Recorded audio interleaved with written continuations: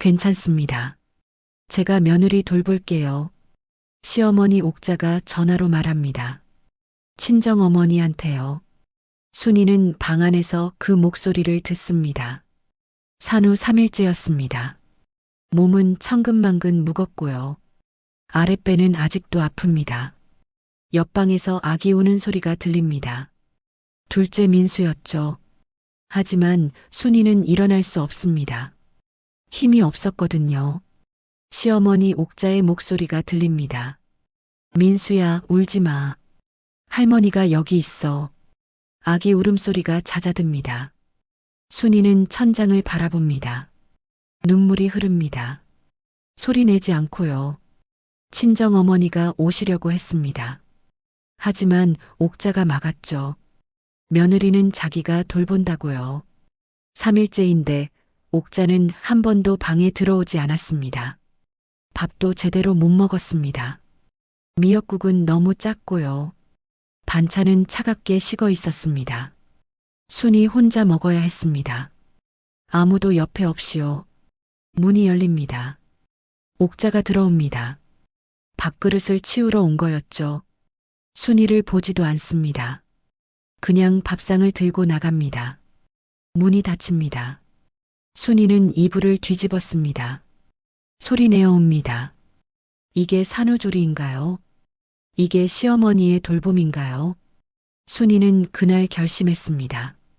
더 이상 이 사람한테 기대하지 않겠다고요. 마음의 문을 닫겠다고요. 도대체 왜 시어머니는 이렇게 차갑게 대하는 걸까요? 이 모든 일은 어떻게 시작된 걸까요? 5년 전으로 돌아가 봅니다. 1995년 봄이었습니다. 서울 강남의 한 고급 레스토랑이었죠. 28배 박순이는 거울을 보고 또 봤습니다. 화장실 거울 앞에서요. 립스틱을 고쳐 바르고 또 바르고요. 손이 떨렸습니다. 오늘은 상견례 날이었거든요. 3년 사귄 남자친구 김대수의 부모님을 처음 뵙는 날이었습니다. 순이는 단정한 베이지색 투피스를 입었습니다. 어머니가 백화점에서 사준 옷이었죠. 진주 목걸이도 했습니다. 머리는 깔끔하게 묶었습니다. 거울 속 자신을 보니 괜찮아 보였습니다. 잘할 수 있어. 스스로에게 말했습니다. 화장실 문을 열고 나왔습니다. 대수가 기다리고 있었습니다. 순이야, 괜찮아? 대수가 물었습니다. 순이는 고개를 끄덕였습니다. 응, 괜찮아. 하지만 손은 차갑게 식어 있었습니다. 두 사람은 예약된 룸으로 들어갔습니다. 이미 양가 부모님들이 앉아 계셨습니다. 순이의 부모님은 자리 끝에 조금 움츠러든 채 앉아 계셨습니다. 아버지는 낡은 양복을 입고 계셨고요. 어머니는 수수한 한복 차림이었습니다. 반대편에는 대수의 부모님이 앉아 계셨습니다. 김옥자, 당시 55세였습니다.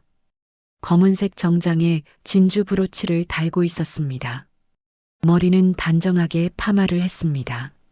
화장도 진하게 했죠. 옥자 옆에는 남편이 앉아 있었습니다. 키가 크고 인상이 온화한 분이었습니다. 어서 오세요. 옥자가 말했습니다. 목소리는 차가웠습니다.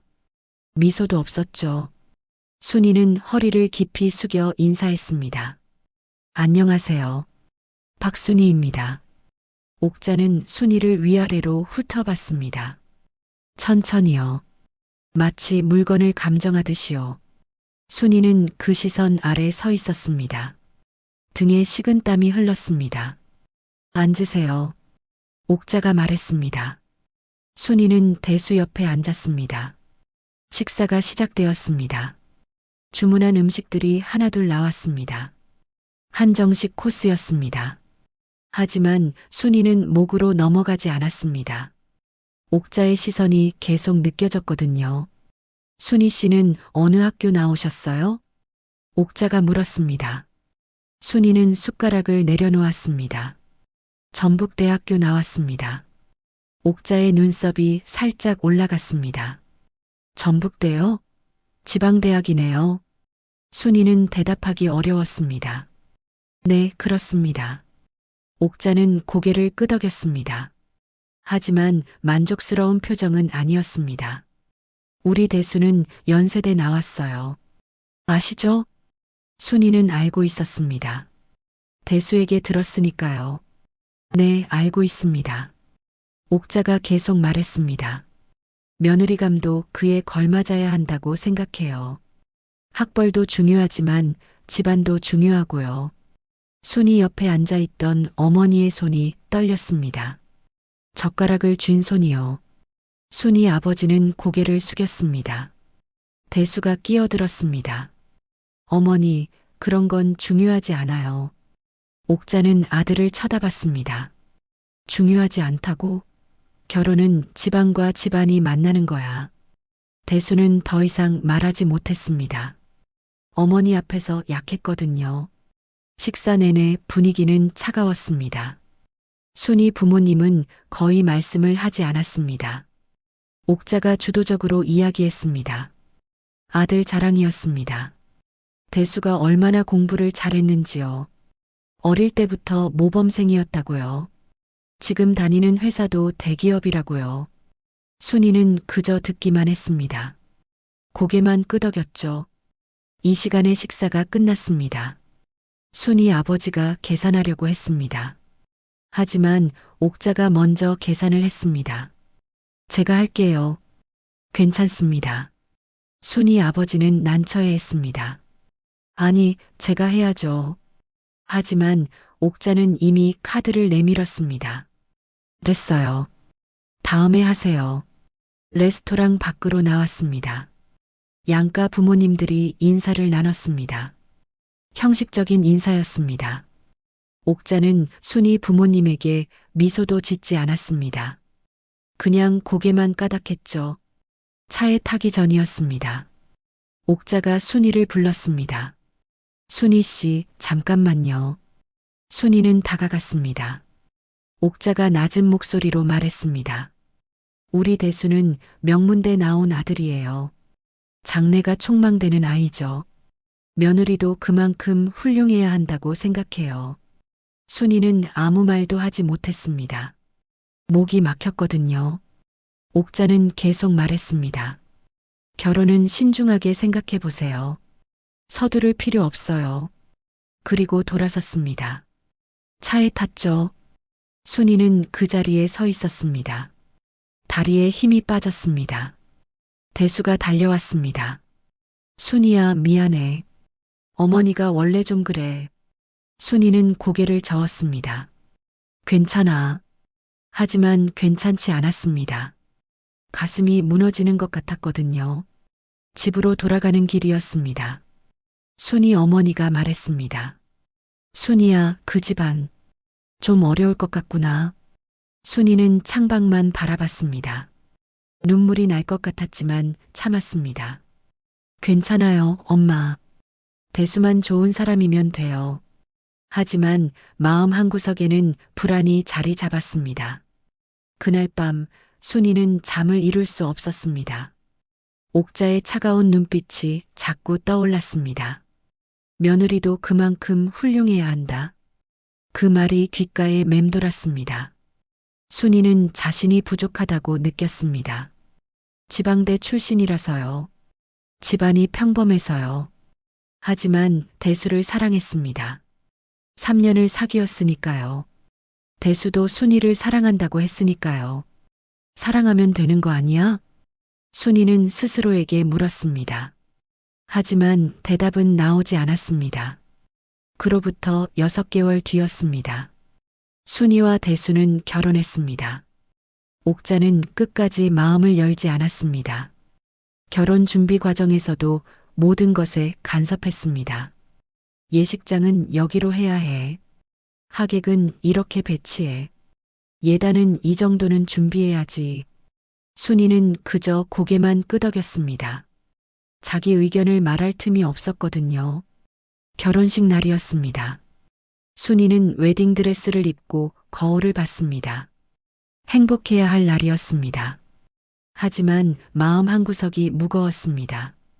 대수가 들어왔습니다. 순이야, 정말 예쁘다. 순이는 웃었습니다. 억지로요. 고마워. 식장으로 들어가기 전이었습니다. 옥자가 신부 대기실로 왔습니다. 순이를 위아래로 훑어봤습니다. 드레스는 괜찮네요. 화장은 좀 진하게 하지 그랬어요. 순이는 거울을 다시 봤습니다.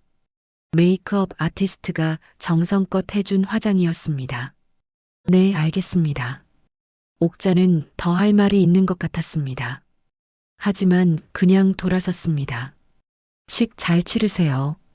문이 닫혔습니다. 순이는 혼자 남았습니다. 거울 속 자신을 봤습니다. 웃고 있는 신부였지만요. 눈은 웃지 않고 있었습니다. 결혼 행진곡이 울려 퍼졌습니다.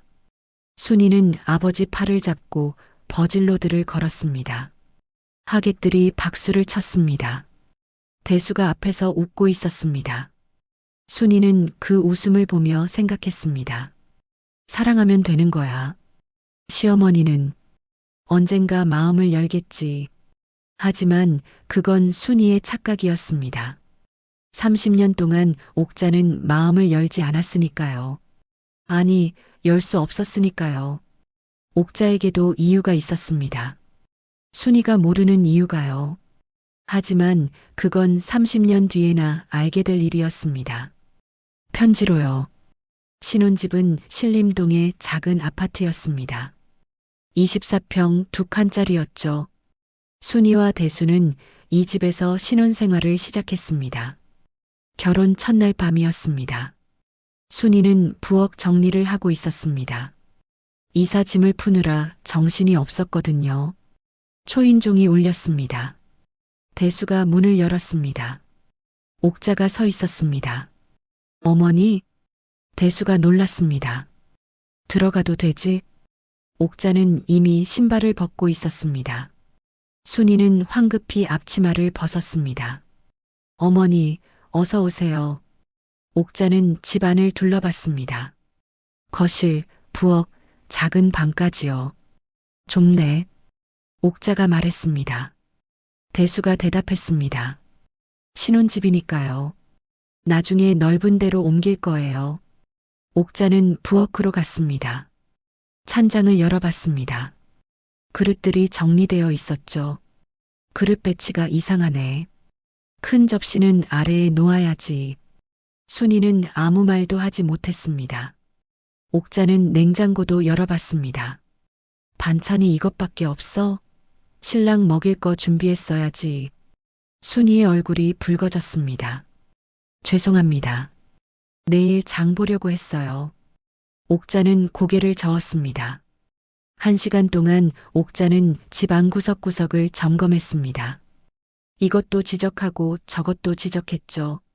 순이는 그저 네 하며 고개만 끄덕였습니다. 옥자가 떠난 뒤였습니다. 순이는 소파에 주저앉았습니다. 힘이 쭉 빠졌거든요. 대수가 옆에 앉았습니다. 미안해, 순이야. 어머니가 원래 꼼꼼하셔. 순이는 웃으려 했습니다. 하지만 입가만 살짝 올라갔을 뿐이었습니다. 그로부터 일주일에 한 번씩 옥자가 찾아왔습니다. 예고 없이요.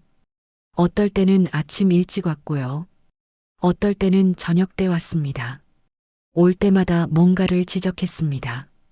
청소가 덜 됐네. 빨래를 이렇게 개면 어떡해. 국이 싱거워. 간을 제대로 봐야지. 순이는 점점 지쳐갔습니다.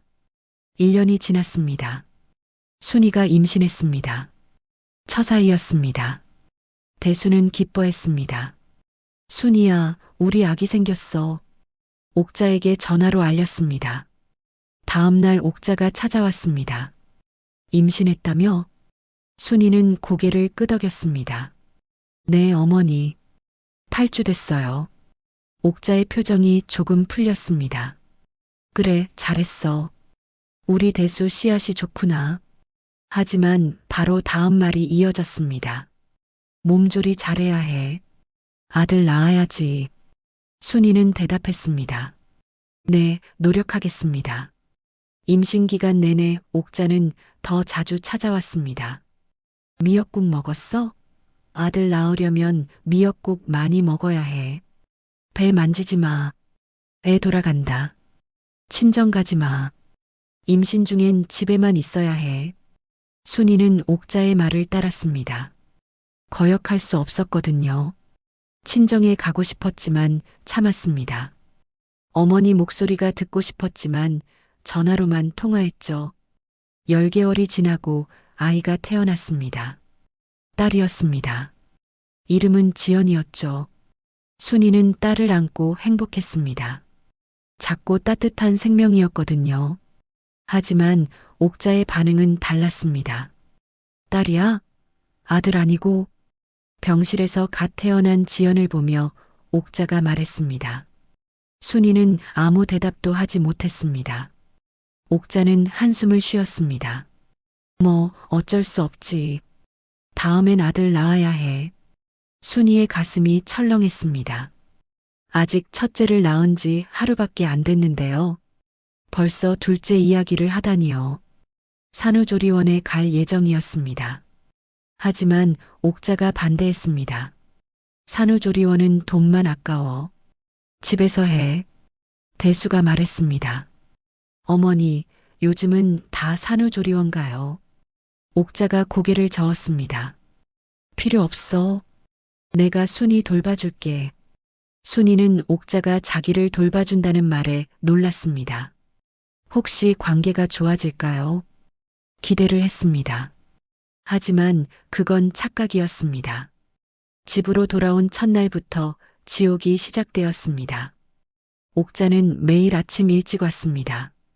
하지만 순이를 돌보지 않았습니다. 아기만 돌봤죠. 지연이 할머니가 왔어. 우리 예쁜 손녀. 옥자는 지연이를 안고 하루 종일 놀았습니다. 순이는 방에 혼자 누워 있었습니다.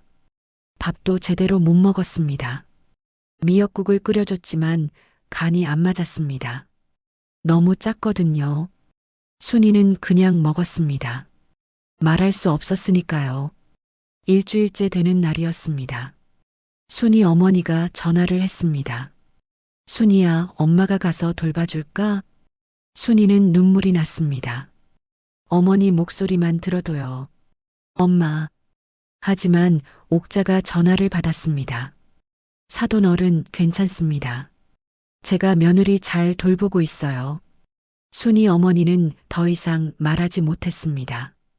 전화가 끊어졌습니다. 순이는 이불을 뒤집어 썼습니다. 소리내어 울었습니다. 산후 우울증이 시작되었습니다. 아무것도 하고 싶지 않았습니다. 밥도 먹기 싫었고요. 아기 울음소리도 듣기 싫었습니다. 하지만 참았습니다. 엄마니까요. 2년이 지났습니다. 순이는 다시 임신했습니다. 둘째였습니다. 옥자가 물었습니다.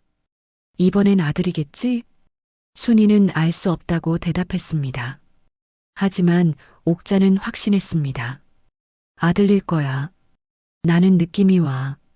10개월이 지나고 아이가 태어났습니다. 아들이었습니다. 이름은 민수였죠. 옥자는 환호했습니다. 아들이다. 우리 대수가 아들 낳았어. 순이는 지쳐서 누워 있었습니다. 출산의 고통보다 마음의 고통이 더 컸습니다. 옥자는 민수만 봤습니다. 지연이는 거들떠도 안 봤죠. 역시 아들이 최고야. 순이는 그 말을 듣고 가슴이 아팠습니다. 지연이도 소중한 손녀인데요. 하지만 아무 말도 하지 못했습니다. 이번에도 산후조리는 집에서 했습니다. 옥자가 또 왔거든요. 하지만 역시 순이는 방치되었습니다. 민수만 돌봤죠. 순이는 혼자 방에서 울었습니다. 매일 밤 울었습니다. 대수는 회사 일로 바빴습니다. 순이의 눈물을 몰랐죠. 아니, 보려 하지 않았습니다. 어느 날 밤이었습니다. 순이는 민수를 재우고 거실로 나왔습니다. 옥자와 대수가 TV를 보고 있었습니다. 순이가 조심스럽게 말했습니다. 어머니, 내일 친정에 다녀와도 될까요? 옥자가 고개를 돌렸습니다. 왜? 순이가 대답했습니다. 어머니가 편찮으시대요. 가서 뵙고 싶어요. 옥자는 고개를 저었습니다. 산후조리 중인데 무슨 외출이야. 안 돼. 순이는 입술을 깨물었습니다. 하지만 어머니가, 옥자가 말을 끊었습니다. 안 된다니까. 몸조리가 중요해. 나중에 가. 순이는 더 이상 말하지 못했습니다. 방으로 돌아갔습니다. 이불을 뒤집어 쓰고 또 울었습니다. 그날 이후 순이는 마음의 문을 닫았습니다. 옥자에게요. 더 이상 기대하지 않기로 했습니다. 더 이상 좋은 시어머니가 되길 바라지 않기로 했습니다. 그냥 참고 살기로 했죠. 명절이 다가왔습니다. 첫 명절이었습니다. 시댁에 가야 했죠. 순이는 며칠 전부터 준비했습니다. 음식을 미리 만들어 갔습니다. 옥자 집에 도착했습니다. 이미 시누이들이 와 있었습니다. 대수 누나 둘이었죠. 순이는 인사를 했습니다. 시누이들은 소파에 앉아 TV를 봤습니다. 순이는 부엌으로 갔습니다. 옥자가 음식을 준비하고 있었습니다. 어머니, 제가 도와드릴게요. 순이가 말했습니다. 옥자는 고개를 끄덕였습니다. 그래, 전 부쳐. 순이는 전을 부치기 시작했습니다. 1시간, 2시간. 계속 섰습니다. 다리가 아팠지만 참았습니다. 시누이들은 한 번도 부엌에 오지 않았습니다. 명절 음식이 다 차려졌습니다. 제사를 지냈습니다. 제사가 끝나고 식사 시간이었습니다. 순이는 계속 부엌을 오갔습니다. 밥을 퍼주고 국을 날랐죠. 자기는 먹지 못했습니다. 아기를 돌봐야 했거든요. 민수가 울었고 지연이도 보챘습니다. 식사가 끝났습니다. 설거지가 남았습니다. 산더미 같은 그릇들이었죠. 순이 혼자 했습니다. 시누이들은 거실에서 수다를 떨었습니다. 옥자도 함께 앉아 있었죠. 순이의 손이 물에 불었습니다. 허리도 아팠습니다. 하지만 참았습니다. 저녁이 되어서야 집으로 돌아왔습니다. 차 안에서 순이는 아무 말도 하지 않았습니다. 대수가 물었습니다. 순이야, 괜찮아? 순이는 고개를 끄덕였습니다. 응, 괜찮아. 하지만 괜찮지 않았습니다. 집에 도착해서 순이는 화장실에 갔습니다. 문을 잠그고 바닥에 주저앉았습니다. 소리 없이 울었습니다. 이게 앞으로 평생 반복될 거라는 생각이 들었습니다. 매년 명절마다요. 순이는 절망했습니다. 하지만 어쩔 수 없었습니다. 며느리니까요. 5년이 흘렀습니다. 순이는 전업주부로 살았습니다. 아이들을 키우고 집안일을 했죠. 옥자는 여전히 자주 찾아왔습니다. 여전히 간섭했고요. 순이는 참았습니다. 대수 앞에서는 내색하지 않았습니다. 어머니가 이러셨어 하고 말해봤자 소용없었거든요. 대수는 항상 어머니 편이었으니까요. 어느 날이었습니다. 지연이가 학교에서 상을 받았습니다. 그림 그리기 대회에서 금상을 받았죠. 순이는 자랑스러웠습니다. 옥자에게 전화했습니다. 어머니, 지연이가 상 받았어요. 옥자는 무덤덤했습니다. 그래, 잘했네. 그리고 바로 물었습니다. 민수는 뭐 잘하는 거 없어? 순이는 할 말을 잃었습니다. 전화를 끊었습니다. 그날 밤 순이는 다짐했습니다. 더 이상 옥자에게 기대하지 않겠다고요. 마음의 문을 완전히 닫겠다고요. 그리고 그 다짐은 30년 동안 지켜졌습니다. 10년이 흘렀습니다. 지연이는 이제 중학생이 되었고요. 민수는 초등학생이 되었습니다. 순이는 37세가 되었습니다. 옥자는 65세였죠. 두 사람의 관계는 변하지 않았습니다. 아니, 더 냉랭해졌습니다. 순이는 옥자를 피했습니다. 최대한 만나지 않으려 했죠.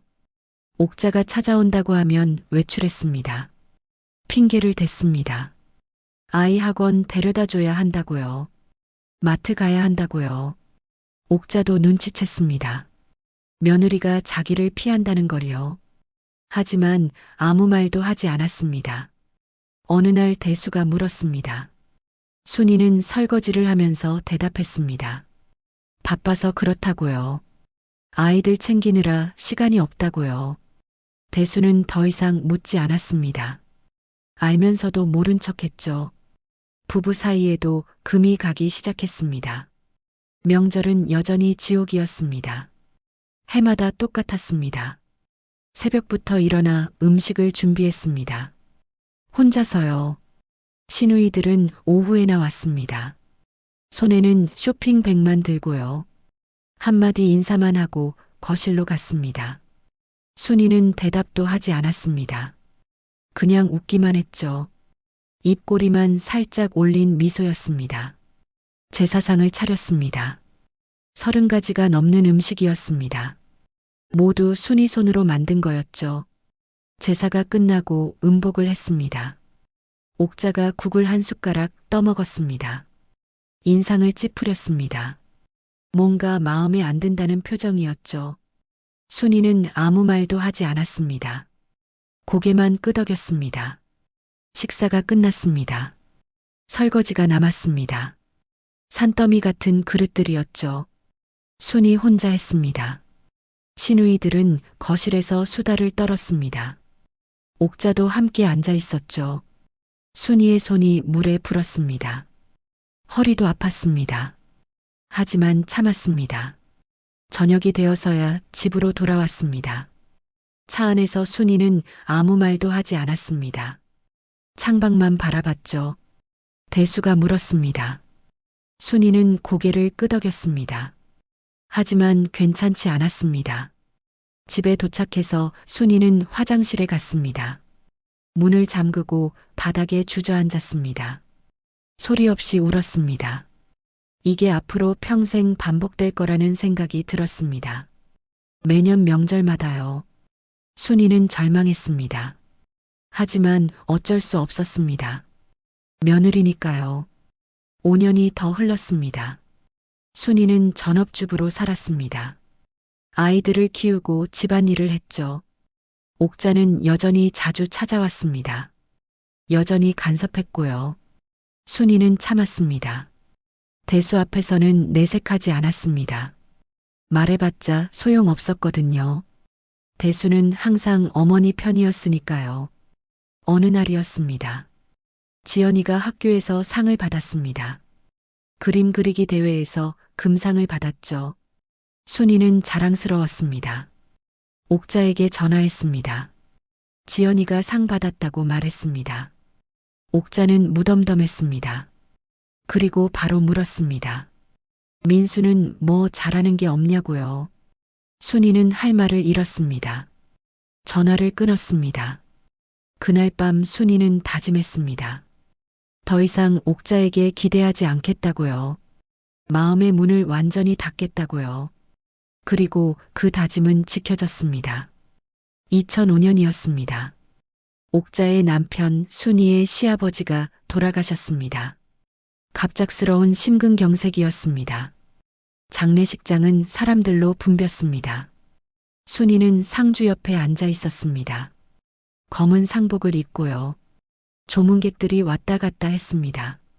순이는 절을 받았습니다. 하루에도 수백 번씩이요. 허리가 끊어질 것 같았습니다. 옥자는 영정 앞에 앉아 울었습니다. 목 놓아 울었죠. 순이는 그 모습을 봤습니다. 처음 보는 모습이었습니다. 옥자가 저렇게 감정을 드러내는 걸요. 잠깐 순이는 생각했습니다. 저 사람도 사랑하는 사람을 잃으면 저렇게 우는구나. 하지만 그 생각도 잠깐이었습니다. 조문객이 또 왔거든요. 3일장이 끝났습니다. 시아버지의 유골은 낙골당에 모셔졌습니다. 옥자는 혼자 남았습니다. 대수가 같이 살자고 했습니다. 하지만 옥자는 거절했습니다. 자기 집에서 살겠다고 했죠. 순이는 속으로 안도했습니다. 같이 살지 않아도 된다는 게요. 하지만 곧 다른 문제가 생겼습니다. 옥자는 매일 전화를 했습니다. 대수에게요. 하루에도 서너 번씩 전화했습니다. 대수는 어머니가 외로운 거라고 했습니다. 순이도 알았습니다. 하지만 이해하고 싶지 않았습니다. 30년간 쌓인 게 있었으니까요. 2008년이었습니다. 지연이가 대학에 합격했습니다. 좋은 대학이었습니다. 순이는 너무 기뻤습니다. 지연이를 꼭 안았습니다. 대수도 기뻐했습니다. 옥자에게 전화했죠. 옥자의 반응은 평범했습니다. 그리고 바로 민수 이야기를 꺼냈습니다. 전화가 끊어졌습니다. 순이는 그 통화를 옆에서 들었습니다. 웃음이 나왔습니다. 쓴웃음이었죠. 역시 그 사람은 안 변한다고 생각했습니다. 지연이가 대학 입학식 날이었습니다. 순이와 대수가 함께 갔습니다. 사진도 많이 찍었습니다. 지연이는 행복해 보였습니다. 순이도 행복했죠. 집으로 돌아오는 길이었습니다. 대수가 말했습니다. 어머니한테 사진 보내드려야겠다고요. 순이는 대답하지 않았습니다. 그냥 창밖만 봤죠. 그날 저녁 옥자에게서 전화가 왔습니다. 순이가 전화를 받았습니다. 옥자는 입학식 사진을 봤다고 했습니다. 그리고 물었습니다. 왜 자기는 안 불렀냐고요? 순이는 죄송하다고 대답했습니다. 다음엔 말씀드리겠다고요. 사실 일부러 안 부른 거였습니다. 옥자가 오면 신경 쓰일 것 같아서요. 하지만 그 말은 할 수 없었죠. 전화가 끊어졌습니다. 순이는 전화기를 내려놨습니다.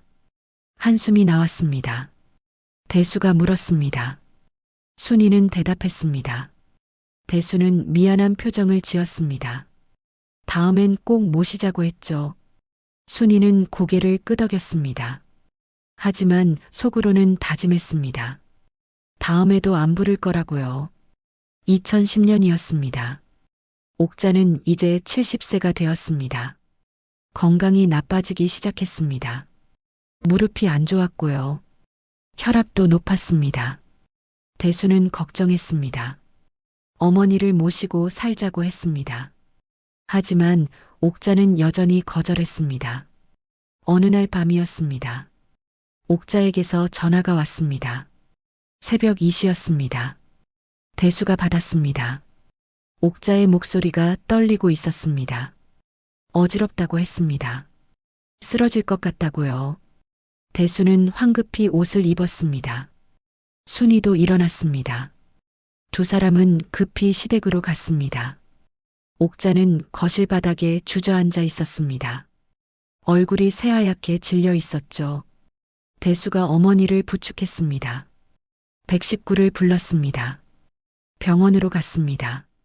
다행히 큰 문제는 아니었습니다. 일시적인 저혈압이었죠. 하지만 의사가 말했습니다. 혼자 사시기엔 위험하다고요. 가족과 함께 사는 게 좋겠다고 했습니다. 대수는 결심했습니다. 옥자는 이번엔 거절하지 않았습니다. 고개를 끄덕였죠. 순이는 그 모습을 봤습니다. 가슴이 철렁했습니다. 집으로 돌아오는 차 안이었습니다. 대수가 말했습니다. 어머니를 모시고 살자고요. 순이는 한참을 아무 말도 하지 않았습니다. 그러다 작게 대답했습니다. 알았다고요. 하지만 속으로는 절규했습니다. 싫다고요. 같이 살기 싫다고요. 30년 동안 참은 게 있었거든요. 하지만 말할 수 없었습니다. 며느리니까요. 다음 주부터 옥자가 같이 살게 되었습니다. 작은 방 하나를 내줬습니다. 옥자의 짐이 들어왔습니다. 옷가지, 이불, 사진들이었죠. 순이는 그 짐을 보며 한숨을 쉬었습니다. 이제 시작이구나 싶었습니다. 첫날부터 문제가 생겼습니다. 아침 식사 때였습니다. 순이가 차린 밥상이었습니다. 옥자가 국을 한 숟가락 떠먹었습니다. 인상을 찌푸렸습니다. 싱겁다는 표정이었죠. 순이는 아무 말도 하지 않았습니다. 소금을 건넸습니다. 옥자는 소금을 뿌렸습니다. 그리고 한마디 했습니다. 요리를 배워야겠다고요. 순이의 손이 멈췄습니다. 젓가락을 쥔 손이요. 하지만 참았습니다. 밥을 입에 넣었습니다. 목으로 넘어가지 않았지만요. 저녁이었습니다. 순이가 TV를 보고 있었습니다. 옥자가 리모컨을 가져갔습니다. 채널을 돌렸죠. 순이가 보던 프로그램이 사라졌습니다. 순이는 일어났습니다. 방으로 들어갔죠. 문을 닫았습니다. 침대에 누웠습니다. 천장을 바라봤습니다. 눈물이 흘렀습니다. 소리 내지 않고요. 이렇게 1년이 흘렀습니다. 순이는 점점 말이 없어졌습니다. 옥자와 대화하지 않았습니다. 필요한 말만 했죠. 그게 전부였습니다. 대수는 눈치챘습니다. 두 사람 사이의 냉랭함을요. 하지만 모른 척했습니다. 해결할 방법이 없었으니까요. 어느 날 저녁이었습니다. 지연이가 집에 왔습니다. 대학 방학이었거든요. 옥자와 순이가 거실에 앉아 있었습니다. TV를 보고 있었지만 대화는 없었습니다. 지연이는 그 분위기를 느꼈습니다. 이상하게 무거운 공기였거든요. 방으로 순이를 불렀습니다. 순이가 지연이 방으로 갔습니다. 지연이가 물었습니다. 할머니랑 사이가 안 좋냐고요. 순이는 고개를 저었습니다. 원래 그렇다고 했습니다. 괜찮다고요. 하지만 지연이는 알았습니다. 엄마가 힘들어한다는 걸요. 지연이가 순이의 손을 잡았습니다. 순이는 고개를 저었습니다. 괜찮다고 했습니다. 엄마는 괜찮다고요. 하지만 괜찮지 않았습니다. 매일 힘들었습니다. 같은 집에 살면서도 마음은 천리 바뀌었습니다. 옥자도 힘들었을 겁니다. 며느리가 자기를 피하니까요. 하지만 두 사람 모두 말하지 않았습니다. 그냥 참고 살았죠. 5년이 더 흘렀습니다. 2025년이 되었습니다. 순이는 62세가 되었습니다. 옥자는 88세였죠. 옥자는 5년 전부터 요양원에 있었습니다. 2020년 옥자의 치매가 시작되었거든요. 처음엔 가벼운 건망증이었습니다. 밥을 먹었는지 잊어버렸습니다. 같은 말을 반복했죠. 점점 심해졌습니다. 가스불을 켜놓고 잊어버렸습니다. 밤에 집 밖으로 나가려고 했습니다. 대수는 더 이상 집에서 모실 수 없다고 판단했습니다. 요양원을 알아봤습니다. 서울 외곽의 좋은 곳이었습니다. 시설도 깨끗했고 간호사들도 친절했죠. 옥자를 입소시킨 날이었습니다. 순이도 함께 갔습니다. 옥자의 짐을 정리했습니다. 옷들을 옷장에 넣고요. 사진들을 책상 위에 놓았습니다. 옥자는 침대에 앉아 있었습니다. 멍하니 창밖만 바라봤죠. 대수가 어머니 손을 잡았습니다. 옥자는 고개를 돌렸습니다. 대수를 봤지만 누군지 몰랐습니다. 순이는 그 모습을 봤습니다. 복잡한 감정이 들었습니다. 30년간 미워했던 사람이었습니다. 하지만 이렇게 늙고 병든 모습을 보니요. 측은한 마음도 들었습니다. 아주 조금이요. 요양원을 나오는 길이었습니다.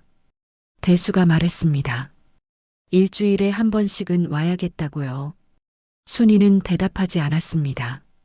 차창 밖만 바라봤죠. 그날 이후 대수는 매주 토요일 요양원에 갔습니다. 혼자서요. 순이에게 같이 가자고 하지 않았습니다. 순이도 가겠다고 하지 않았습니다. 둘 다 알고 있었습니다. 순이가 원하지 않는다는 걸요. 5년이 흘렀습니다. 순이는 그 5년 동안 요양원에 단 한 번도 가지 않았습니다. 명절 때도요.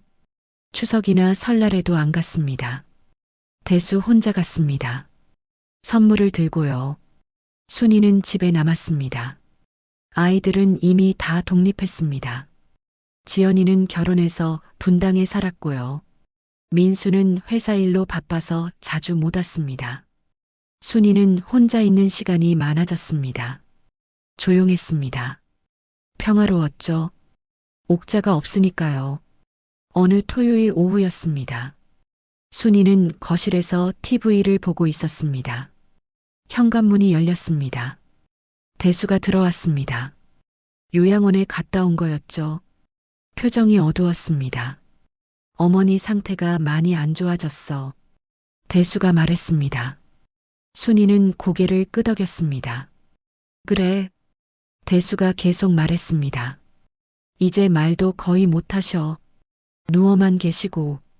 순이는 TV를 보고 있었습니다. 대답하지 않았죠. 대수는 한숨을 쉬었습니다. 방으로 들어갔습니다. 순이는 혼자 남았습니다. TV 소리만 들렸습니다. 순이는 리모컨을 들었습니다. 채널을 돌렸습니다. 아무 생각도 하지 않으려 했습니다. 2025년 11월 어느 날이었습니다. 오후 3시쯤이었죠. 순이는 부엌에서 저녁 준비를 하고 있었습니다. 휴대폰이 울렸습니다. 모르는 번호였습니다. 받았습니다. 요양원에서 걸려온 전화였습니다. 간호사였죠. 순이는 전화를 들으며 표정이 굳었습니다. 옥자가 위독하다는 내용이었습니다. 지금 바로 오실 수 있으세요? 간호사가 물었습니다. 순이는 대답했습니다. 전화를 끊었습니다. 대수에게 전화를 걸었습니다. 대수는 회사에 있었습니다. 순이가 말했습니다. 대수는 놀랐습니다. 지금 가겠다고 했습니다. 순이는 전화를 끊고 가방을 챙겼습니다. 옷을 갈아입었습니다. 현관문을 나섰습니다. 택시를 잡아 타고 요양원으로 갔습니다. 차 안에서 순이는 창밖을 봤습니다. 11월의 하늘은 회색빛이었습니다. 나뭇잎들이 떨어지고 있었죠. 순이는 아무 생각도 하지 않으려 했습니다. 하지만 자꾸 떠올랐습니다. 30년 전 상견례 날이요. 옥자의 차가운 눈빛이요. 결혼식 날 신부 대기실에서 했던 말이요. 산후조리 때 방치당했던 기억이요. 명절마다 부엌에 혼자 서 있던 모습이요. 모든 게 주마등처럼 스쳐 지나갔습니다. 요양원에 도착했습니다. 3층 옥자의 방으로 갔습니다. 문을 열었습니다. 침대에 옥자가 누워 있었습니다. 산소호흡기를 달고 있었습니다. 뼈만 앙상하게 남은 몸이었죠. 88세의 노인이었습니다. 대수는 아직 도착하지 않았습니다. 순이 혼자였습니다. 간호사가 말했습니다. 순이는 고개를 끄덕였습니다. 간호사가 나갔습니다. 순이는 의자에 앉았습니다. 침대 옆 의자였죠. 옥자를 봤습니다. 눈을 감고 있었습니다. 숨소리만 가늘게 들렸습니다. 순이는 가만히 앉아 있었습니다. 아무 말도 하지 않았습니다. 30분쯤 지났을까요? 옥자가 눈을 떴습니다. 희미하게요. 고개를 돌렸습니다. 순이를 봤죠. 입술이 움직였습니다. 소리는 나오지 않았습니다. 하지만 입모양으로 알 수 있었습니다. 순이라고 부르는 거였습니다. 순이는 대답하지 않았습니다. 그냥 봤을 뿐이었죠. 옥자의 손이 움직였습니다. 베개 밑을 더듬었습니다. 뭔가를 찾는 것 같았습니다. 순이는 일어났습니다. 베개를 살짝 들어봤습니다. 낡은 봉투가 있었습니다. 꺼냈습니다. 옥자에게 보여줬습니다. 옥자가 고개를 끄덕였습니다. 순이에게 주는 거였습니다. 순이는 봉투를 받았습니다. 손에 들고 봤습니다. 봉투 겉면에 글씨가 적혀 있었습니다. 삐뚤삐뚤한 글씨였습니다. 며느리 순이에게. 순이는 봉투를 내려다봤습니다. 옥자가 또 입을 움직였습니다. 이번엔 소리가 났습니다. 아주 작은 소리였지만요. 순이는 들었습니다. 옥자가 눈을 감았습니다. 다시 열지 않았습니다. 순이는 봉투를 쥐고 앉아 있었습니다. 10분쯤 지났을까요? 문이 열렸습니다. 대수가 들어왔습니다. 숨을 헐떡이고 있었습니다. 뛰어온 거였죠. 침대로 달려갔습니다. 옥자의 손을 잡았습니다. 눈물이 흘러내렸습니다. 순이는 자리에서 일어났습니다. 복도로 나갔습니다. 벤치에 앉았습니다. 손에는 여전히 봉투가 쥐어져 있었습니다. 열어보지 않았습니다. 그냥 들고 있었죠. 1시간쯤 지났습니다. 간호사가 나왔습니다. 순이를 봤습니다. 고개를 끄덕였습니다. 순이는 알았습니다. 옥자가 세상을 떠난 거였죠. 순이는 일어났습니다. 방으로 들어갔습니다. 대수가 침대 옆에서 울고 있었습니다. 어깨가 들썩였습니다. 옥자는 눈을 감고 누워 있었습니다. 평온한 얼굴이었습니다. 순이는 그 모습을 봤습니다. 아무 감정도 느껴지지 않았습니다. 그저 담담했습니다. 30년을 함께 살았던 사람이었습니다. 시어머니였죠. 하지만 지금 이 순간에도요. 슬프지 않았습니다. 눈물도 나지 않았습니다. 순이는 대수 옆에 섰습니다. 손을 어깨에 올렸습니다. 대수가 순이를 봤습니다. 눈이 빨갛게 충혈되어 있었습니다. 순이는 아무 말도 하지 않았습니다. 그저 서 있었을 뿐이었죠. 장례 준비가 시작되었습니다. 병원 장례식장으로 옮겼습니다. 빈소를 차렸습니다. 영정 사진을 골랐습니다. 옥자의 젊은 시절 사진이었습니다. 30대쯤 찍은 사진이었죠. 환하게 웃고 있었습니다. 순이는 그 사진을 봤습니다. 처음 보는 모습이었습니다. 옥자가 저렇게 웃는 거요. 순이가 아는 옥자는 늘 차갑고 냉정했거든요. 하지만 저 사진 속 여자는 달랐습니다. 행복해 보였습니다. 순이는 고개를 돌렸습니다. 더 이상 보고 싶지 않았습니다. 지연이와 민수가 왔습니다. 상복을 입었습니다. 지연이가 순이를 안았습니다. 순이는 딸의 품에 안겼습니다. 하지만 울지 않았습니다. 지연이가 이상하다는 듯 순이를 봤습니다. 순이는 괜찮다고 했습니다. 정말 괜찮았습니다. 아무것도 느껴지지 않았으니까요. 그날 밤 순이는 빈소박 복도 벤치에 앉아 있었습니다. 손에는 여전히 봉투가 있었습니다. 아직 열어보지 않았습니다. 열고 싶지 않았거든요. 하지만 궁금하기도 했습니다. 무슨 내용일까요?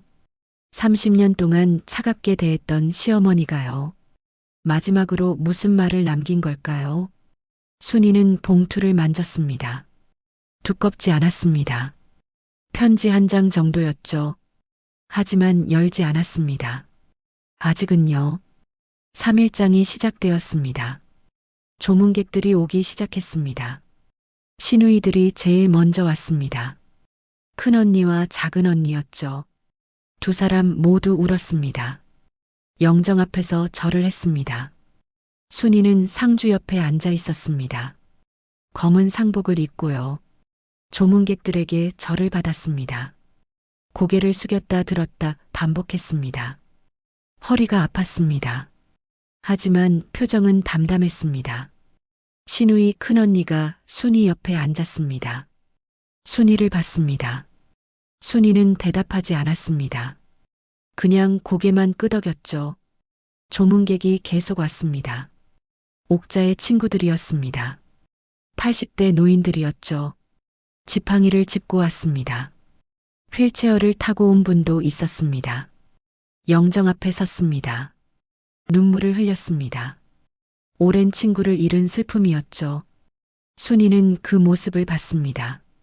옥자에게도 친구가 있었구나 싶었습니다. 저렇게 눈물 흘려주는 사람들이 있었구나. 처음 아는 사실이었습니다. 30년을 같은 가족으로 살았지만요. 순이는 옥자에 대해 아는 게 없었습니다. 친구가 누군지도 몰랐고요. 무엇을 좋아하는지도 몰랐습니다. 어떤 삶을 살았는지도 몰랐죠. 알려고 하지 않았으니까요. 알고 싶지도 않았고요. 그저 피하기만 했으니까요. 첫날 밤이 지나갔습니다. 순이는 빈소 옆 작은 방에서 잤습니다. 대수와 함께요. 대수는 금방 잠들었습니다. 울다 지쳐서요. 순이는 잠이 오지 않았습니다. 천장을 바라봤습니다. 어두웠습니다. 가방에서 봉투를 꺼냈습니다.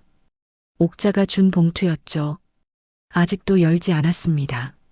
손으로 만졌습니다. 종이 소리가 바스락거렸습니다. 열어볼까요? 아니면 그냥 버릴까요? 순이는 고민했습니다. 하지만 결정하지 못했습니다. 다시 가방에 넣었습니다. 눈을 감았습니다. 잠은 오지 않았지만요. 둘째 날이 밝았습니다. 조문객이 더 많이 왔습니다. 옥자가 다니던 교회 사람들이었습니다. 목사님도 왔습니다. 영정 앞에서 기도를 했습니다. 옥자의 영혼을 위해서요. 순이는 그 기도를 들었습니다. 옥자가 교회를 다녔다는 것도 처음 알았습니다. 언제부터 다녔을까요? 무슨 교회였을까요? 순이는 몰랐습니다. 관심이 없었으니까요. 목사님이 순이에게 다가왔습니다. 위로의 말을 건넸습니다. 순이는 고개를 숙였습니다. 감사하다고 했습니다. 목사님이 말했습니다. 순이는 놀랐습니다. 옥자가 자기 이야기를 했다고요. 어떤 이야기였을까요? 나쁜 말이었을까요? 순이는 궁금했습니다. 하지만 묻지 않았습니다. 목사님은 미소를 지었습니다. 그리고 돌아갔습니다. 순이는 그 자리에 서 있었습니다. 옥자가 자기를 자랑스러워했다고요. 믿기지 않았습니다. 30년 동안 한 번도 칭찬받은 적이 없었거든요. 항상 뭔가 부족하다고 했었죠. 이것도 못한다고요. 저것도 잘못했다고요. 그런데 교회 사람들한테는 자랑을 했다고요.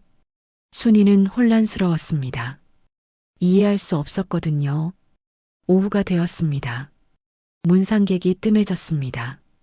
순이는 잠깐 밖으로 나갔습니다. 담배를 피우러요. 순이는 원래 담배를 피우지 않았습니다. 하지만 오늘은 피우고 싶었습니다.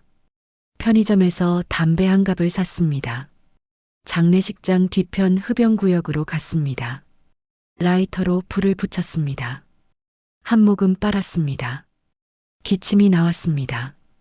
목이 따가웠죠. 하지만 계속 피웠습니다. 연기가 하늘로 올라갔습니다. 11월의 차가운 바람이 불었습니다. 순이는 담배를 입에 문 채 하늘을 봤습니다. 구름이 빠르게 흘러가고 있었습니다. 옥자도 저렇게 흘러가는 걸까요? 이 세상에서 저 세상으로요. 순이는 알 수 없었습니다. 담배를 다 피우고 들어갔습니다. 빈소에는 지연이가 앉아 있었습니다. 혼자서요. 조문객을 맡고 있었습니다. 순이가 다가갔습니다. 지연이 옆에 앉았죠. 지연이가 순이를 봤습니다. 순이는 고개를 저었습니다. 지연이는 더 이상 묻지 않았습니다. 엄마 손을 잡았습니다. 순이는 딸의 손을 느꼈습니다. 따뜻했습니다. 살아있는 사람의 온기였죠. 저녁이 되었습니다. 식사 시간이었습니다. 장례식장에서 제공하는 음식이었습니다. 김밥과 샌드위치였죠. 순이는 먹지 않았습니다. 입맛이 없었거든요. 대수가 권했습니다. 순이는 고개를 저었습니다.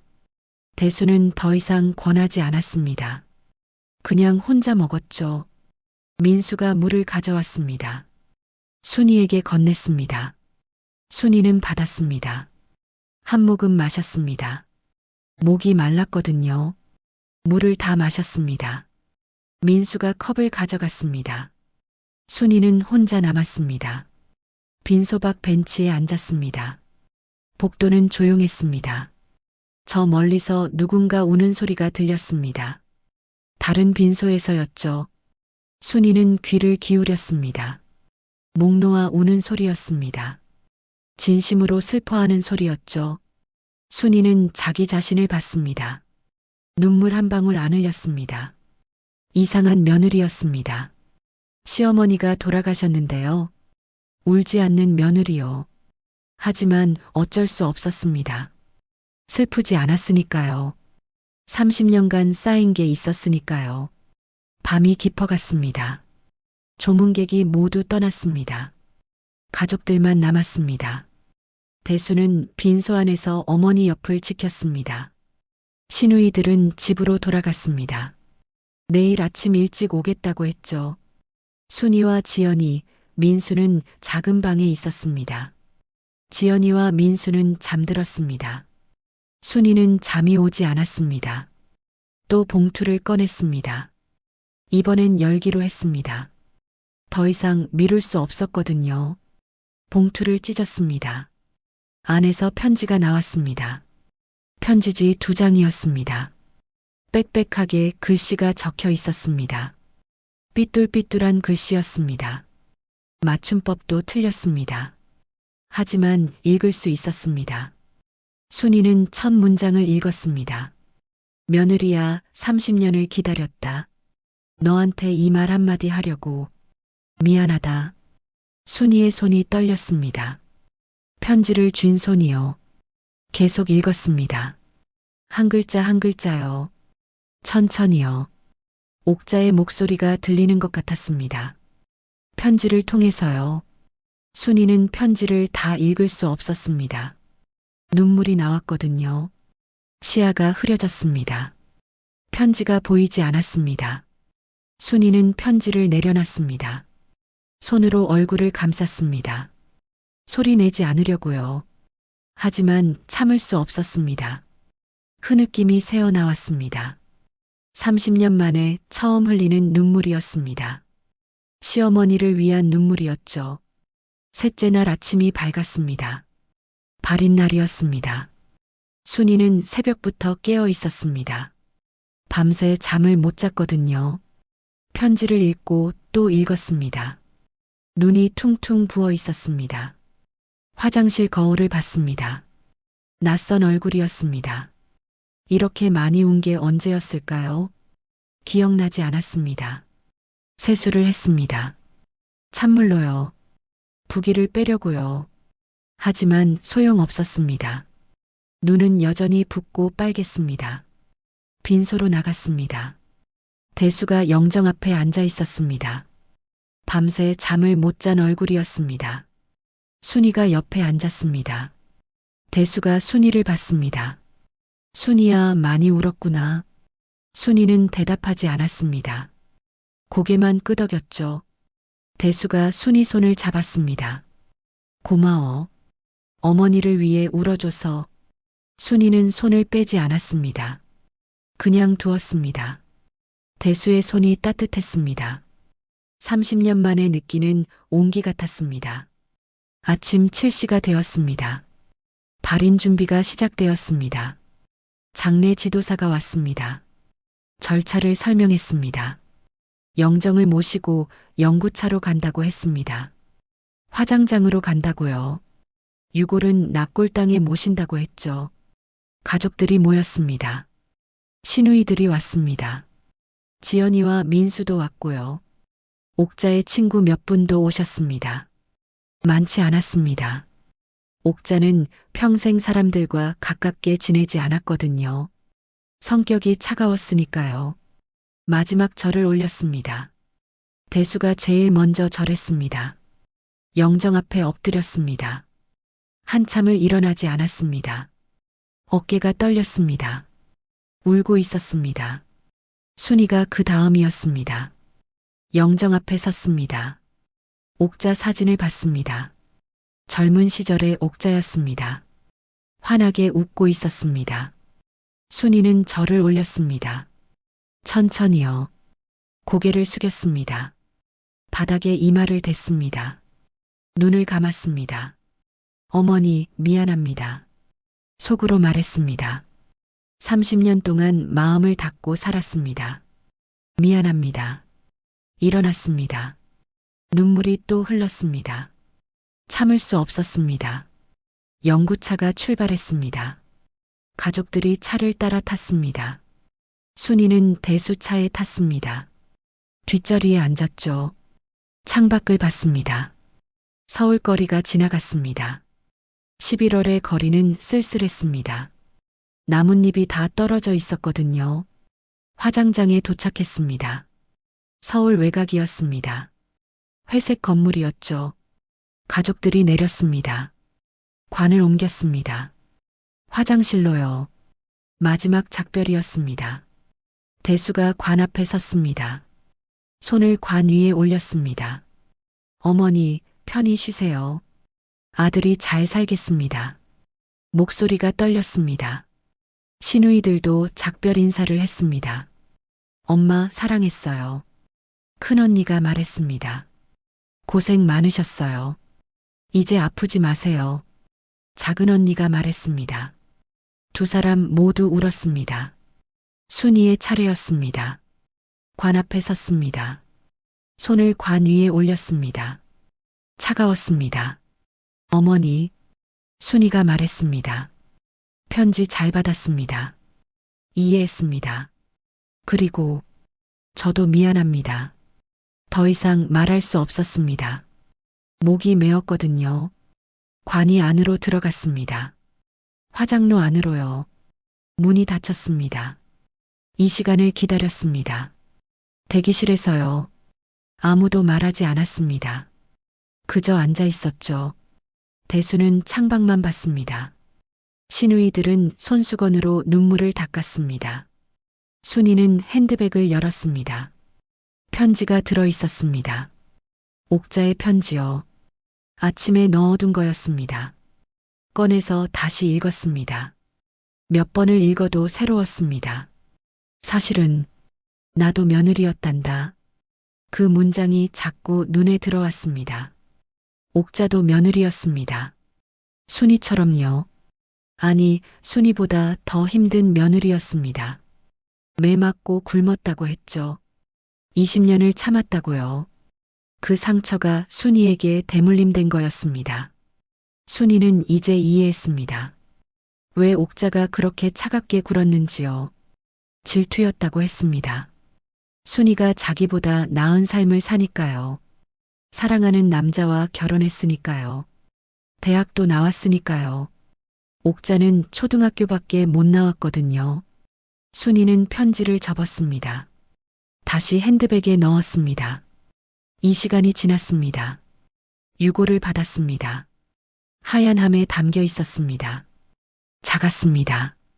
88년 인생이 저 작은 함 안에 들어가 있었습니다. 대수가 함을 받았습니다. 두 손으로 조심스럽게요. 차에 탔습니다. 납골당으로 갔습니다. 경기도 외곽이었습니다. 조용한 곳이었죠. 건물 안으로 들어갔습니다. 3층이었습니다. 미리 예약해둔 자리였습니다. 작은 공간이었습니다. 유골함을 넣을 수 있는 곳이었죠. 대수가 어머니 함을 넣었습니다. 옆에는 아버지 함이 있었습니다. 5년 전 돌아가신 시아버지요. 이제 두 분이 나란히 계셨습니다. 명패를 달았습니다. 김옥자 1937년생 마이너스 2025년 별세. 간단한 문구였습니다. 하지만 그것이 전부였습니다. 88년 인생의 기록이었죠. 절을 올렸습니다. 마지막 절이었습니다. 순이는 절을 하면서 생각했습니다. 이제 정말 끝났구나. 30년의 냉전이요. 끝나지 않을 것 같았던 관계가요. 이렇게 끝나는구나. 납골당을 나왔습니다. 밖은 추웠습니다. 바람이 불었습니다. 11월 말의 바람이었죠. 순이는 코트깃을 세웠습니다. 몸이 떨렸습니다. 추워서가 아니었습니다. 모든 게 끝났다는 허무함 때문이었습니다. 차에 탔습니다. 집으로 돌아가는 길이었습니다. 대수가 운전을 했습니다. 순이는 뒷자리에 앉았습니다. 창밖을 봤습니다. 해가 지고 있었습니다. 붉은 노을이 하늘을 물들이고 있었죠. 아름다웠습니다. 하지만 슬펐습니다. 끝을 의미하는 색이었으니까요. 집에 도착했습니다. 현관문을 열었습니다. 집은 조용했습니다. 아무도 없었습니다. 지연이와 민수는 각자 집으로 갔거든요. 순이는 거실 소파에 앉았습니다. 대수는 방으로 들어갔습니다. 씻으러요. 순이는 혼자 남았습니다. 핸드백에서 편지를 꺼냈습니다. 다시 펼쳤습니다. 읽었습니다. 처음부터 끝까지요. 마지막 문장에 도달했습니다. 다음 생이 있다면 그땐 딸처럼 사랑할게. 순이는 편지를 가슴에 안았습니다. 눈을 감았습니다. 눈물이 흘렀습니다. 소리 없이요. 어머니. 순이가 속삭였습니다. 다음 생에는 제가 먼저 다가갈게요. 제가 먼저 손 잡을게요. 밤이 깊어갔습니다. 순이는 소파에 그대로 앉아 있었습니다. 편지를 손에 쥔 채로요. 며칠이 지났습니다. 장례를 치르고 일주일쯤 되었을 때였죠. 순이는 평소처럼 살았습니다. 아침에 일어나 밥을 먹고요. 집안일을 했습니다. 청소를 하고 빨래를 했죠. 하지만 뭔가 달랐습니다. 마음이요. 옥자의 편지를 읽고 나서요. 모든 게 달라졌습니다. 30년간 쌓였던 원망이 녹기 시작했거든요. 어느 날 오후였습니다. 순이는 거실에 앉아 있었습니다. 핸드백에서 편지를 꺼냈습니다. 또 읽으려고요. 벌써 수십 번 읽었습니다. 하지만 매번 새로웠습니다. 편지를 펼쳤습니다. 첫 문장부터 다시 읽기 시작했습니다. 며느리야, 30년을 기다렸다. 옥자의 목소리가 들리는 것 같았습니다. 너한테 이 말 한마디 하려고. 미안하다. 순이는 계속 읽었습니다. 너는 모르겠지. 내가 왜 그렇게 너를 차갑게 대했는지. 순이는 정말 몰랐습니다. 30년 동안요. 왜 시어머니가 자기를 미워하는지요. 뭘 잘못했는지요. 사실은 나도 며느리였단다. 그 문장을 읽을 때마다 가슴이 뭉클했습니다. 옥자도 며느리였습니다. 순이처럼요. 너보다 더한 시집살이를 했지. 편지는 계속 이어졌습니다. 시어머니한테 매 맞고 굶기도 했어. 순이는 상상했습니다. 젊은 시절의 옥자를요. 시어머니에게 매 맞는 모습을요. 굶주리는 모습을요. 너희 시아버지는 나를 지켜주지 못했어. 남편도 자기를 보호해주지 못했다고 했습니다. 옥자는 혼자였던 거였죠. 20년을 참았어. 그러다 시어머니가 돌아가셨지. 20년이었습니다. 순이보다 훨씬 긴 시간이었죠. 그때 다짐했어. 나는 며느리를 절대 그렇게 안 대하겠다. 옥자는 다짐했습니다. 자기는 좋은 시어머니가 되겠다고요. 하지만 그 다짐은 지켜지지 않았습니다. 근데 막상 대수가 너를 데려왔을 때 이상한 감정이 들더구나. 순이는 그때를 기억했습니다. 1995년 상견례 날을요. 옥자의 차가운 시선을요. 내 아들을 빼앗아가는 여자. 나보다 행복하게 사는 여자. 옥자가 느낀 감정이었습니다. 질투였습니다. 질투였어. 옥자는 솔직하게 인정했습니다. 너는 시집살이 안 해도 되잖아. 너는 사랑하는 남자랑 결혼했잖아. 순이는 그게 죄가 될 줄 몰랐습니다. 사랑하는 사람과 결혼한 게요. 너는 대학도 나왔잖아. 나는 초등학교밖에 못 나왔는데. 학력 차이도 질투의 이유였습니다. 옥자는 배우지 못했거든요. 가난한 집안에서 태어나서요. 그래서 못되게 굴었어. 너를 힘들게 해야 내 한이 풀릴 것 같았어. 순이는 이해했습니다. 이제야요. 왜 옥자가 그렇게 행동했는지요.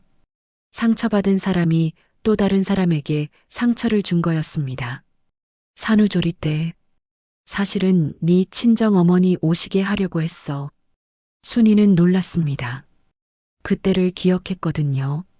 친정 어머니가 오시려는 걸 막았던 날을요. 근데 자존심이 허락을 안 하더라. 옥자도 힘들었던 거였습니다. 자존심 때문에요. 내가 며느리 잘 못 챙긴다고 생각하면 어쩌지? 그게 두려웠다고 했습니다. 바보 같은 자존심이었어. 옥자는 자책했습니다. 그 뒤로 너는 나한테 마음의 문을 닫았지. 당연하지. 순이는 그날을 기억했습니다. 산후조리 중에 혼자 방치되었던 날을요. 그날 정말 마음의 문을 닫았습니다. 나도 알아. 네가 나를 얼마나 미워했는지. 옥자는 알고 있었습니다. 며느리가 자기를 미워한다는 걸요. 하지만 어떻게 할 수 없었던 거였죠. 미안하다. 편지는 사과로 가득했습니다. 이 나이 되어서야 깨달았어. 88세가 되어서야요. 내가 받은 상처를 며느리한테 그대로 대물림했구나. 옥자는 깨달았습니다. 자기가 한 일이 무엇인지요. 순이야, 넌 좋은 며느리였어. 순이는 그 말을 읽으며 울었습니다. 30년 만에 처음 듣는 칭찬이었거든요. 좋은 엄마였어. 좋은 아내였어. 옥자는 순이를 인정했습니다. 이제야요. 근데 나는 좋은 시어머니가 못 됐어. 옥자의 후회였습니다. 너무 늦었지? 늦었습니다. 정말 늦었죠. 살아계실 때 했어야 할 말이었으니까요. 다음 생이 있다면 그땐 딸처럼 사랑할게. 마지막 문장이었습니다. 순이는 편지를 다 읽었습니다. 손에서 편지가 떨어졌습니다. 바닥으로요. 순이는 소파에 주저앉았습니다. 얼굴을 두 손으로 감쌌습니다. 울었습니다. 소리내어요. 30년 동안 참았던 눈물이었습니다. 어머니, 저도 미안해요. 순이가 말했습니다. 진작 물어볼걸, 진작 다가갈걸, 후회였습니다. 30년 동안 마음의 문을 닫고 살았던 것에 대한요. 어머니도 상처받은 며느리였구나. 이제야 알았습니다. 옥자의 아픔을요. 옥자의 상처를요. 순이는 한참을 울었습니다. 멈출 수가 없었습니다. 현관문이 열렸습니다. 대수가 퇴근한 거였습니다. 거실로 들어왔습니다. 순이를 봤습니다. 놀랐습니다. 순이야, 왜 그래? 달려왔습니다. 순이 옆에 앉았죠. 순이는 대답할 수 없었습니다. 울음이 멈추지 않았거든요. 대수가 순이를 안았습니다. 괜찮아, 괜찮아. 순이는 대수 품에서 울었습니다. 한참을요. 대수는 아무 말도 하지 않았습니다. 그냥 안고 있었죠. 울음이 조금 잦아들었습니다. 순이가 바닥에 떨어진 편지를 가리켰습니다. 읽어봐요. 대수가 편지를 집어들었습니다. 읽기 시작했습니다. 표정이 변했습니다. 눈이 커졌습니다. 입술이 떨렸습니다. 편지를 다 읽었습니다. 대수도 울었습니다. 어머니가 이런 마음이셨구나. 순이가 말했습니다. 저는 몰랐어요. 30년 동안 어머니가 왜 저를 미워하는지. 대수가 순이 손을 잡았습니다. 미안해, 순이야.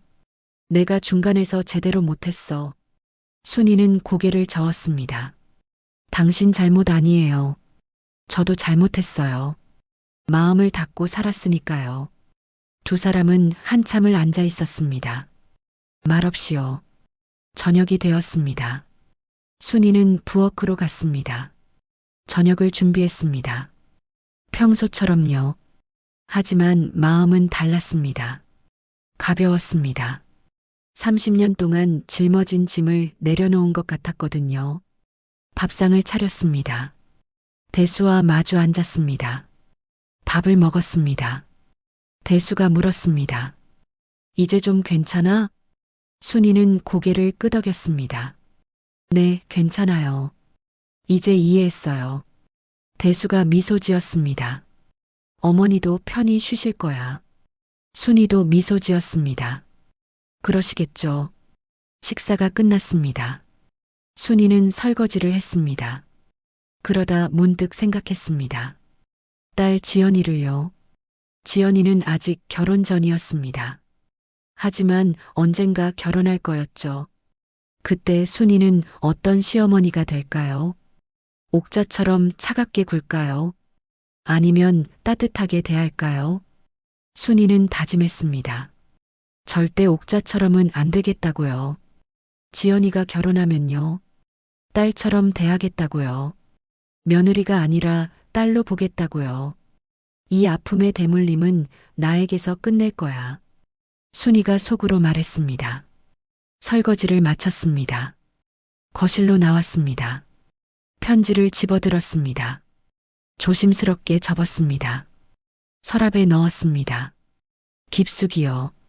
평생 간직할 거였습니다. 옥자의 마지막 말을요. 그날 밤 순이는 꿈을 꿨습니다. 옥자가 나오는 꿈이었습니다. 젊은 시절의 옥자였습니다. 환하게 웃고 있었습니다. 순이에게 손을 내밀었습니다. 순이는 그 손을 잡았습니다. 따뜻했습니다. 두 사람은 함께 걸었습니다. 꽃이 만발한 길을요. 봄날이었습니다. 햇살이 따사로웠습니다. 옥자가 말했습니다. 고마워, 순이야. 순이도 대답했습니다. 저야말로 고마워요, 어머니. 꿈에서 깼습니다. 새벽이었습니다. 순이는 눈물을 흘리고 있었습니다. 하지만 슬픈 눈물이 아니었습니다. 평온한 눈물이었죠. 옥자를 용서한 순이의 눈물이었습니다. 3개월이 지났습니다. 봄이 왔습니다. 2026년 3월이었죠.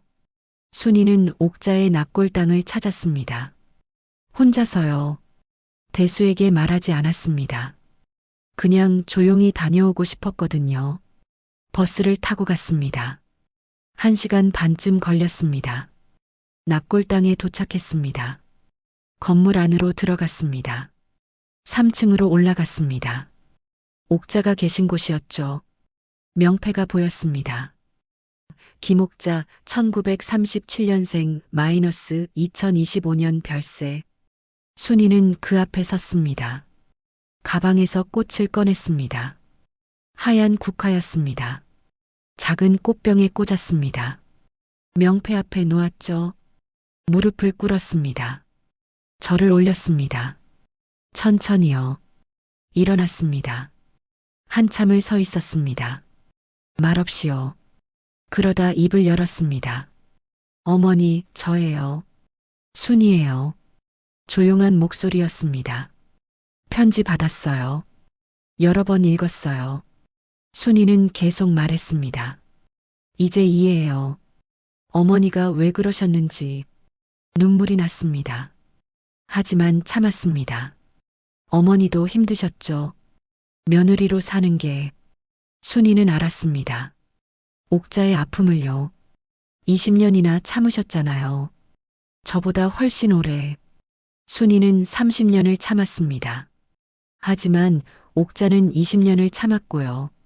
그 상처가 더 깊었을 겁니다. 미안해요, 어머니. 진작 물어볼 걸 그랬어요. 후회였습니다.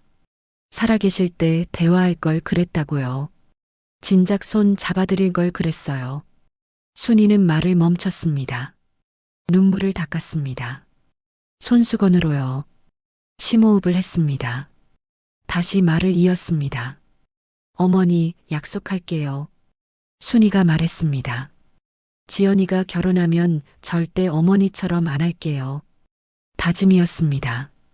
딸처럼 대할게요. 며느리가 아니라 딸로 볼게요. 순이는 진심이었습니다.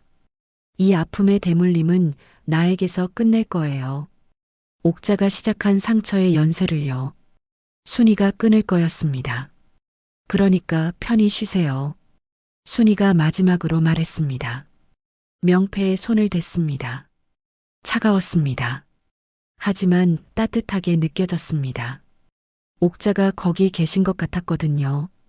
한참을 그렇게 서 있었습니다. 그러다 돌아섰습니다. 납골당을 나왔습니다. 밖은 따뜻했습니다. 3월의 봄바람이 불었습니다. 벚꽃이 피기 시작했습니다. 순이는 벚꽃을 봤습니다. 예뻤습니다. 새로운 시작 같았죠. 버스 정류장으로 걸어갔습니다. 길을 걸으면서 생각했습니다. 30년이라는 시간에 대해서요. 참 긴 시간이었습니다. 미워하며 산 시간이었죠. 하지만 이제 끝났습니다. 용서했으니까요. 옥자를요. 그리고 자기 자신도요. 집으로 돌아왔습니다. 오후 5시쯤이었습니다. 대수가 퇴근해 있었습니다. 어디 갔다 와? 대수가 물었습니다. 어머니 뵙고 왔어요. 순이가 대답했습니다. 대수는 놀란 표정을 지었습니다. 정말? 혼자? 네, 할 말이 있었어요. 대수는 순이를 안았습니다. 고마워, 순이야. 순이도 대수를 안았습니다. 괜찮아요. 이제 다 괜찮아요. 저녁을 먹었습니다. 두 사람은 마주 앉았습니다. 평온한 시간이었습니다. 대수가 말했습니다. 순이야, 어머니가 기뻐하실 거야. 순이는 미소 지었습니다. 그러시겠죠. 식사가 끝났습니다. 순이는 설거지를 했습니다. TV를 보면서요. 뉴스가 나오고 있었습니다. 봄 날씨 소식이었죠. 내일은 더 따뜻할 거라고 했습니다. 순이는 생각했습니다. 내일은 공원에 가야겠다고요. 산책을 하면서요. 벚꽃을 보면서요. 옥자를 생각하면서요. 그날 밤이었습니다. 순이는 일기를 썼습니다. 오랜만이었습니다. 일기장을 펼쳤습니다. 펜을 들었습니다. 이렇게 적었습니다. 오늘 시어머니 묘에 다녀왔다. 3개월 만이다. 혼자 갔다. 꽃을 드리고 이야기를 나눴다. 일방적인 대화였지만 괜찮았다. 마음이 편했다. 30년 동안 미워하며 살았다. 그 미움이 나를 얼마나 괴롭혔는지 이제야 안다. 용서하니 자유로워졌다.